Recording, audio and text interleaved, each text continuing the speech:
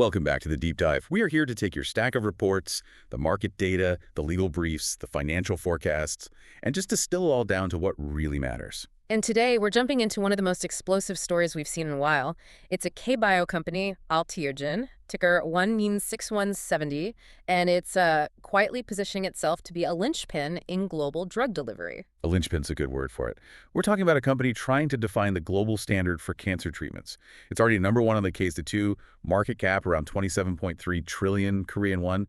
The stock's at 511,000 KRW, but if these reports are even half right, that's just the beginning. Right. So our mission today is, multi-layered. First, we have to look at what's driving this projected hypergrowth. Second, how on earth do they plan to hit 70% operating profit margins? I mean, that's just unheard of. It really is.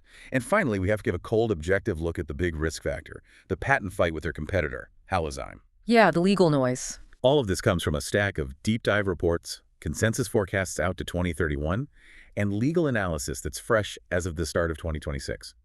This isn't just about the science. It's market mechanics. It's intellectual property. It absolutely is. Okay, let's start with the most immediate thing, the near-term catalyst. It's not a new drug. It's a structural shift in the market itself. Exactly. We're talking about the move from the KOS TechShoe market to the main KOSPI board. And this is not just for show. This is a massive, mandatory liquidity event. Okay, so for anyone who doesn't track Korean indices on a daily basis, break that down.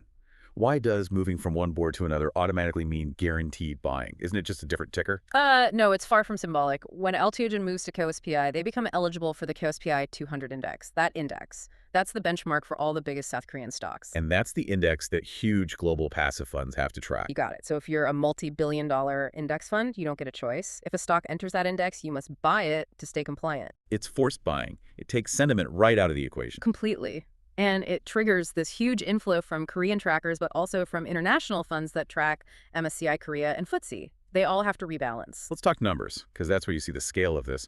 What's the total estimated buying pressure we're looking at? The analyst consensus puts the total net passive inflow somewhere between 800 billion KRW and potentially over a trillion KRW. A trillion KRW? That's, what, around 750 million US dollars? All at once? In a very short time frame, yes. It's a significant concentrated injection of cash. And how does that trillion won break down? Okay, so the KOSPI 200 inclusion is the big one. That's maybe 400 to 600 billion KRW right there. Then you've got the weighting increases in the global indices, MSCI and FTSE. That's another 200 to 300 billion.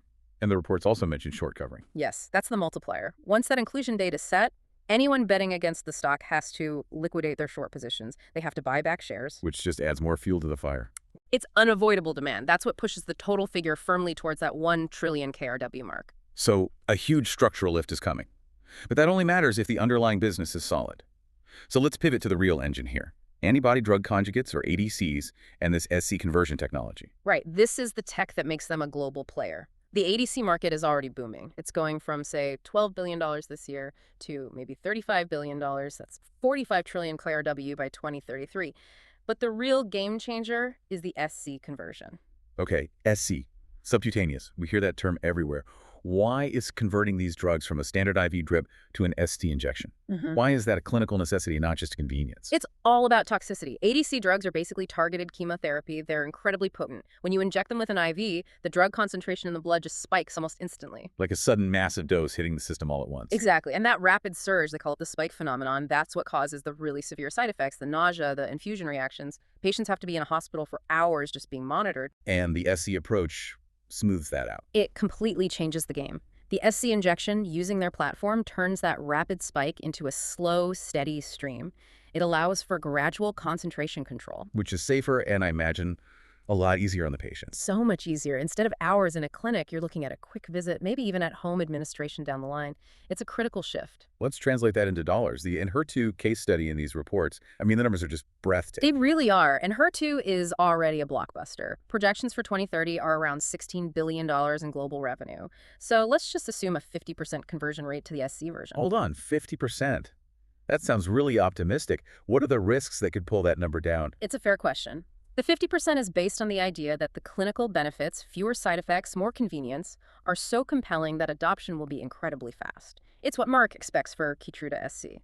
The main risk is always competition, but right now, Alteogen has the best long-term patent protection. Okay, so if we stick with that 50%, what kind of royalty can they get for this tech? Well, because they're solving such a fundamental safety problem for these high-value drugs, analysts are pricing in a higher royalty rate, maybe 6% to 7% for ADC-SC conversions. Do the math for us, just on All Enhertu. right, so take $8 billion in converted sales, apply a 6% to 7% royalty, and that one single product could be generating over 700 billion KRW for Alteogen every year. And this is the part that the reports really hammer home. That revenue is basically pure profit. It is. When you're licensing a platform, a piece of knowledge, there's almost no cost of goods sold. They aren't making the drug. That's how you get operating profit margins, OPMs, over 70%. In normal biotech, you'd be thrilled with 20%. This is a different business model entirely. It's the definition of a high-leveraged, knowledge-based business. But it's not just Keytruda and ADCs. What other huge markets are they going after? Right, they're looking beyond oncology. Basically, any market where a painful or difficult injection is a barrier, they see an opportunity. They're making drug delivery painless. Give me an example outside of cancer. Ophthalmology is a huge one. Specifically, the market for macular degeneration treatments. We're talking about the EYLEA market, Yeah. which is about 12 trillion KRW, or $9 billion. Right now, those treatments are given by IVT, intraocular injection. An injection directly into your eye. I can't even imagine the fear that causes. The IVT fear is a real massive barrier. Alteogen's tech aims to move that from an injection in the eyeball to a standard SC shot in the arm. It's a profound change. And they're not just offering the platform, they have their own version of the drug too. That's the really clever part. They have their own biosimilar ALT-L9 and the SC conversion tech, so they can win either way.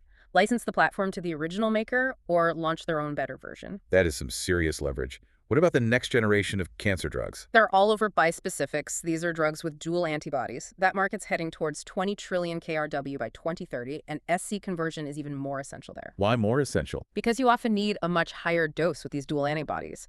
Trying to deliver that huge volume with an IV is just not practical. Converting it to a smaller, controlled SC dose is basically a requirement for it to be commercially viable. And we know they're already working with AstraZeneca on this? Yes, on drugs like volrustomig, analysts think that segment alone could be a second Keytruda-level royalty. And then for stable cash flow, you have the autoimmune deals with companies like CSL, Sandoz, and Intas. That's their cash cow, providing reliable milestone payments. So you've got the stable cash, the diversified growth, and then the mega growth from ADCs and Keytruda, which brings us to the financial forecasts. That OPM jump is just, it's wild. It is. It's the shift into what they're calling the hypergrowth phase. Look at the numbers. In 2024, the OPM was about 9.1%. In 2025, the forecast jumps to nearly 50%. Almost 50% in a single year. That's a hockey stick if I've ever seen one. And it doesn't stop. It stabilizes around 64-65% for the next couple of years. That's the royalty model kicking in. Your only real cost is maintaining your patents, not running factories. So they're basically becoming a utility. Big Pharma has to pay them to use their essential infrastructure. That's a perfect way to put it, a knowledge utility. And we know the peak timing is projected for 2028 to 2031. Why? Because Merck has publicly said they plan to transition over 50% of Keytruda to SC by 2028. So 2028 is when the floodgates really open for royalties. What does the top line look like then? The 2028 projection is for revenue between 1.1 and 1.5 trillion KRW, but because of that margin, the operating profit is forecast between 800 billion and a trillion KRW. The revenue almost drops straight to the bottom line. And further out, just from royalties. By 2031, royalties alone could top 1 trillion KRW, and that 70% OPM holds steady. It's a massive, predictable cash flow machine built on patents. It's an incredible story. But with this kind of profit comes risk. And the big noise here is the patent fight with Halozyme. We need a really cold look at this. Right. It's a real business risk, but the market seems to be overreacting to headlines without looking at the long-term strategy. Let's start with the German injunction. Okay, the Munich court banned sales of Keytruda SC based on an old Halozyme patent. That sounds bad. It sounds bad on the surface, but let's do the cold analysis. 1, that patent expires in 2027. It's old news. 2, Merck appealed immediately, which pauses everything. And 3, Germany is only about 2% of Keytruda's total revenue.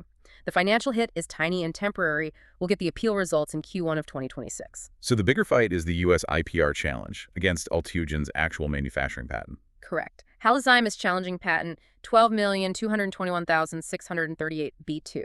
But Alteogen's defense, led by their CEO, who's a former patent lawyer, is really robust. Okay, what's their main argument? First point is separation. The patent being challenged is just for the manufacturing method. It's separate from their core ALTB4 substance patent. So even if they lost, which is unlikely, they'd have to change how they make the stuff, but they wouldn't lose the right to the technology itself. That's a critical distinction, the process versus the substance. What else? Point 2 is the IPR threshold. An IPR review in the US is really hard to win. You can only use existing written literature, old patents, old papers to prove your case. So Halazoff has to prove this was already invented and just sitting in a library somewhere. Exactly. And Alteogen's counter is to prove unpredictably superior effects. They'll show data that couldn't have been predicted from that old literature. That's a very high legal bar for Halozyme. And what's the broader strategic context here? That's the fascinating part. This isn't a one-way street. Merck has filed challenges against 15 Halozyme patents, and 14 of them are moving forward. So this attack by Halozyme, many analysts see it as a sign of desperation. They see Alteogen's 2043 patent protection as a massive threat they have to try and neutralize before their own patents expire. So the attack itself is validation. Hmm. Okay, let's wrap up with the pipeline. Who's next in line to partner with them now that Halozyme's patent cliff is getting closer? Well, this is why the global shift is happening. Big Pharma needs that long-term security that Alteogen's 2043 patent offers. So who's at the front of the line? AstraZeneca is a big one. They're already using the platform in bispecific SC trials. The consensus is there's a very high chance of another mega deal with AZ maybe in the first half of 2026. What about Daiichi Sankyo, their Enhertu partner? They're in discussions to apply the tech to their entire next-gen ADC pipeline, not just in HER2. That's a huge vote of confidence. And what about the switchers, companies currently using Halozyme's tech? You've got giants like Roche with a huge ADC portfolio and BMS, who just spent a fortune on ADC M&A. They are all actively looking at switching to Alteogen's platform to get that 2043 patent protection wrapped around their assets. Okay, let's bring this all together. We've got the near-term KOSPI liquidity event, a hugely profitable royalty stream with 70% margins, and a very strategic defense of a patent moat that lasts until 2043. It really looks like a company that's moving from being just a tech developer to becoming an indispensable global utility. The growth isn't speculative. It's tied directly to Merck's public strategy for Keytruda. The margins are real. So it seems like the outcome of that patent dispute in Q1 2026 is more than just a blip on the stock chart. It feels foundational. It is, and that leaves you with a final provocative thought to consider. If Alteogen successfully defends its patents and wins this war, does that effectively make them the mandatory platform for every major pharma company out there? If that 2043 patent moat holds, they're not just securing a valuation, they're securing a license to set the global standard for cancer treatment delivery for the next 2 decades.